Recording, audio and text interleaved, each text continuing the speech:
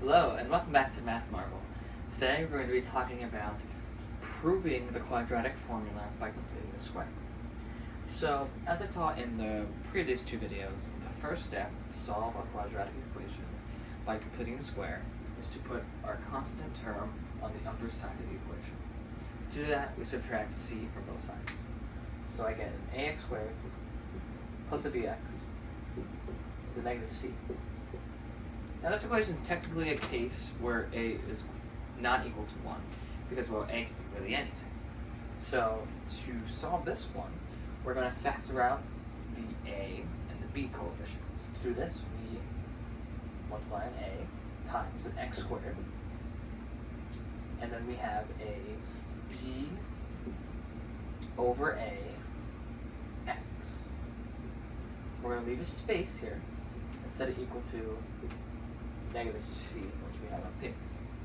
So again, the process of completing the square here is that we take this b over a, we divide it by 2, and square it, and square what we have. So b over a divided by 2 is going to be b over a times a 1/2.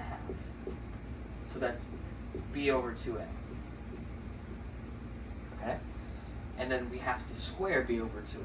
b over 2a squared is b squared over a 4a squared. So that's what we're going to add to both sides. So we add this b squared over 4a squared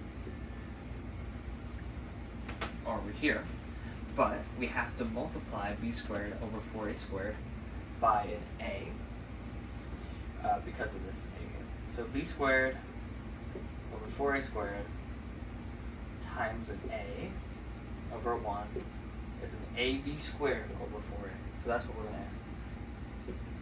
An ab squared over a 4a squared. Okay.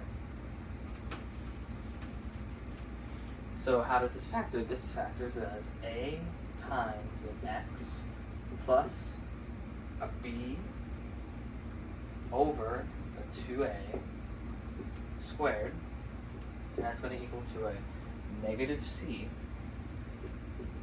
plus we have this ab squared over 4a squared that can simplify as a b squared over 4a, because that 1 minus 2 is a negative 1. Okay? Then this, now what we can do is combine these two fractions. We have a negative c over a 1, and then we have a b squared over a 4a. So, to combine these fractions, what we do is make the common denominator. So we'll multiply this by 4a times 4a. And then we have a negative 4ac divided by a 4a. And then we have a b squared here, and we're going to have a negative c plus ab squared over 4a squared, which we have simplified to b squared over 4a. So what we can do is just combine the fractions, just like this. So I subtract this from this, and I get a b squared minus a 4ac over 4a. Okay, so now now we can rewrite this as an a times x plus b over 2a squared is equal to b squared minus 4ac over a 4a. Now we divide both sides of the equation by an a. So if we divide by an a, all we do is multiply this fraction by a 1 over a. So we get a 4a times an a, which is 4a squared. So we get x plus b over 2a squared is b squared minus 4ac over a 4a squared. Now we take the square root of both sides.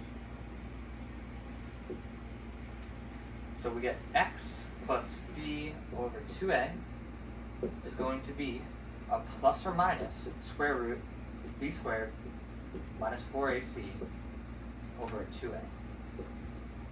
And the last step is just to subtract this here, and we get an x is equal to a negative b plus or minus square root of b squared minus 4ac over 2a. And that's it. So in this video, we proved the quadratic formula by completing the square. Hope you learned something new. If you did, like and subscribe. Thanks for watching.